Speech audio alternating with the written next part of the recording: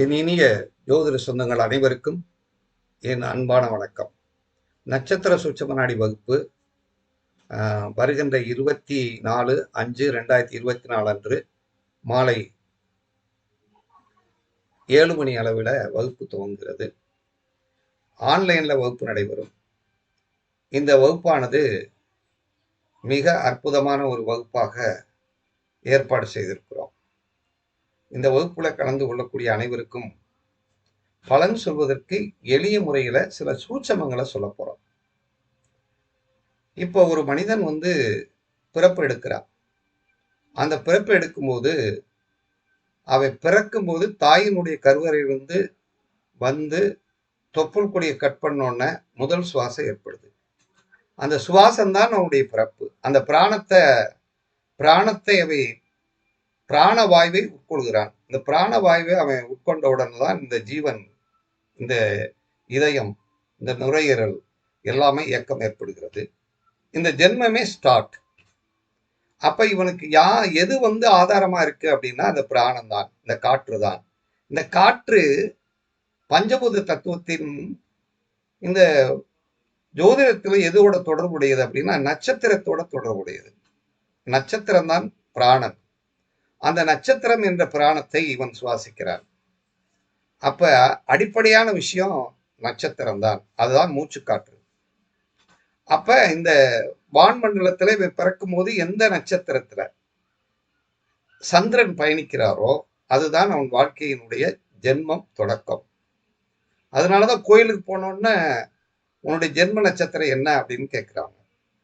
அந்த ஜென்மம், அந்த நட்சத்திரம் தான் எல்லாமே. இப்ப இந்த 12 ராசி கட்டத்துல 9 கிரகங்களும் லக்னமும் அமைக்கப்பட்டிருக்கோம். அந்த லக்னம் முதல் இந்த 9 கிரகங்களும் நட்சத்திரத்தில் தான் அமர்ந்திருக்கு. நட்சத்திரம்தான் பலனை தருகிறது. நட்சத்திரத்தின் மூலமாக நாம் எப்படி பலன் எடுக்கிறோம்? ஒரு நட்சத்திரத்தை வைத்து, இப்ப ஒரு கிரகம் ஒரு நட்சத்திரத்துல இருக்கு அப்படின்னா அந்த நட்சத்திரத்தையும் கிரகமாக்கி பலன் சொல்றோம். அது பாரம்பரியம், மரபு. ஆனா நட்சத்திர சூட்சும நாடிகள் அவ்வாறு அல்ல.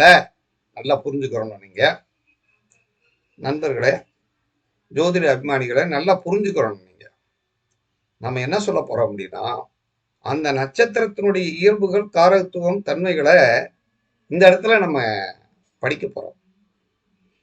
அப்ப ஒவ்வொரு நட்சத்திரத்துக்கும் ஒரு பண்பு இருக்கு, ஒரு இயல்பு இருக்கு, ஒரு தன்மை இருக்கு, ஒரு காரகத்துவம் இருக்கு, ஒரு குறியீடு இருக்கு, ஒரு உணவு இருக்கு, உணவு பழக்க வழக்கங்கள் இருக்கு, அதனுடைய திசை இருக்கு, அதனுடைய கோயில் இருக்கு, அதனுடைய அதிதேவதை இருக்கு, அதனுடைய குறியீடு இருக்கு, அதனுடைய என்ன சொல்லணுமோ நிறைய விஷயங்கள் அதுக்குள்ள இருக்கு.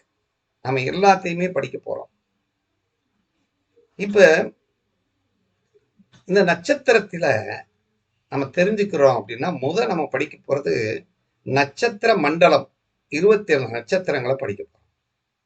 ராசி மண்டலம் 12 ராசிகளை படிக்க போறோம். 9 கிரகங்களின் தன்மைகளை நாம் இத படிக்க போறது இல்லை. நட்சத்திரத்தின் தன்மை தான் முழுக்க முழுக்க படிக்க போறோம். அதுக்கடுத்து நட்சத்திரத்தினுடைய தாராபலன் என்ன?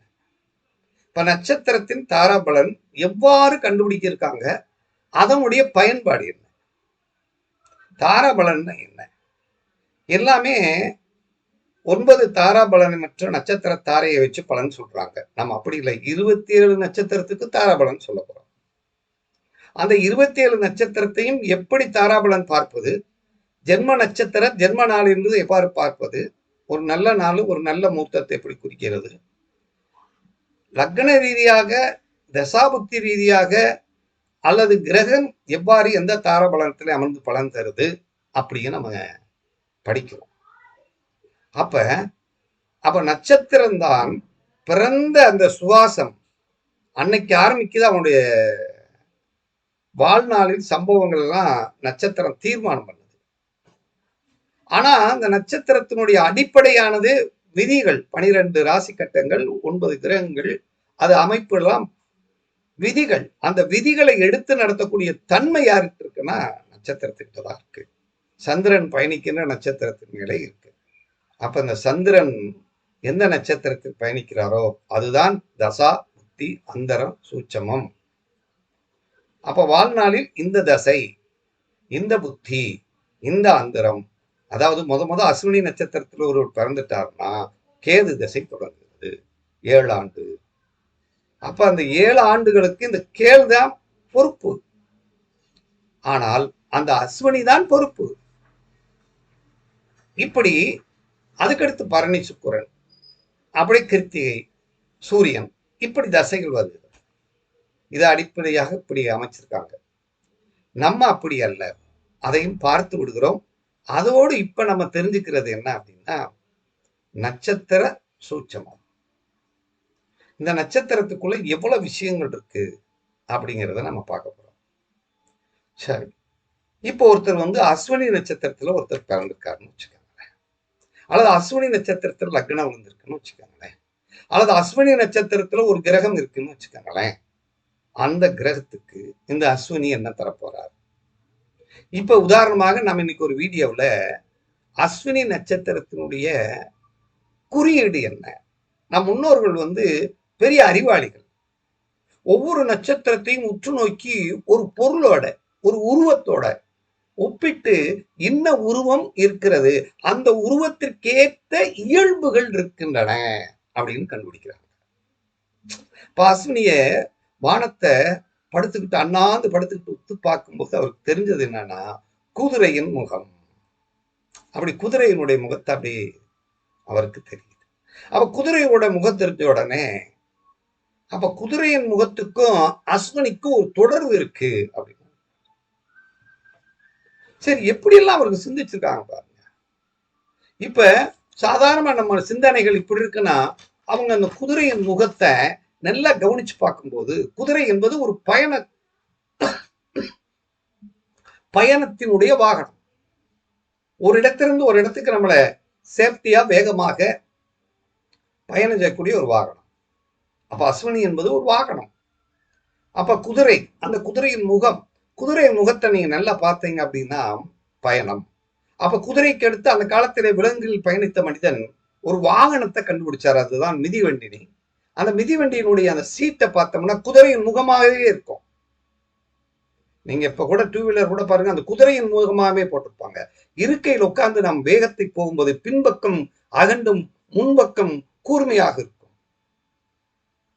அப்ப அந்த சீட்டை பாருங்க, நீங்க சைக்கிள் சீட்டா இருந்தாலும் சரி, அதே மாதிரி 2 வீலர் சீட்ல பாருங்க, அந்த மாதிரி தான் போட்டிருப்பாங்க. பின்னாடி அகண்டும் முன்னாடி இருக்கும்.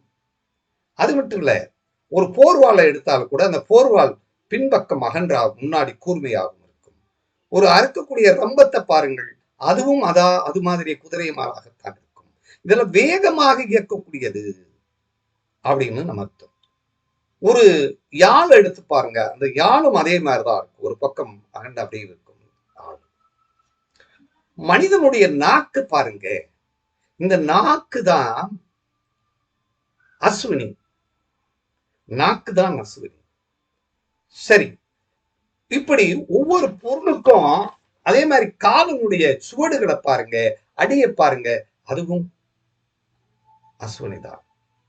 கொடி, அந்த காலத்துல கொடி எப்படி இருந்துச்சு அப்படின்னா ஒரு பக்கம் விசிறி கொடியெல்லாம் பாருங்க, அந்த கொடிங்கிறது அகண்டும் கூர்மையாக இருக்கும். இப்ப இந்த அஸ்வினி நட்சத்திரம் அப்படின்னு சொன்ன உடனே நமக்கு மனசுக்குள்ள வர வேண்டிய விஷயம், எந்தெந்த பொருளோட இந்த அஸ்வினி நட்சத்திரம் தொடர்பு இருக்கிறது. அப்ப இந்த குதிரையை வைத்துதான் HP ஹார்ஸ் பவர், குதிரை திறன் என்று மோட்டாருக்கு 1 HP 10 HP வரை வச்சிருக்காங்க. குதிரையின் வேகம். அப்ப அஸ்வினி நட்சத்திரத்தில் ஒருவர் பிறந்து விட்டால் அவர் ஆக்கப்பூர்வமானவர், வேகமானவர்களாக இருக்கிறார்கள். நம்மளை ஒரு இடத்துல இன்னொரு இடத்துக்கு சேஃப்டியா கொண்டு போகக்கூடியவர்கள். கொடி, கொடி என்பது ஒருவனுடைய அடையாளம், ஒரு தலைவனுடைய அடையாளம். கொடி பிடித்தால் கோஷ்டியாக வருவார்கள் அப்படின்னு கண்டுபிடிச்சிருக்காங்க. அப்ப இந்த அஸ்வினி நட்சத்திரம் ஆக்கப்பூர்வமானது. லக்ன விழுந்தா என்ன செய்யும் அப்படின்னு நம்ம கருத்து. அஸ்வினி என்பது கட் அண்ட் ரைட்டாக பேசக்கூடிய ஒரு நட்சத்திரம். வளவளா கொலகொலான்னா பேசாது. அப்ப இதே மாதிரி எல்லா கிரகங்கள், எல்லா நட்சத்திரங்களையும் நாம் படிக்கிறோம். அப்ப நட்சத்திரம் என்றால் நட்சத்திரத்தின் தன்மை, நட்சத்திரத்தின் இயல்புகளை இந்த நட்சத்திர சூட்சம நாடி வகுப்புல கற்றுத்தர்றோம். தாராபலம் படிச்சிடறோம்.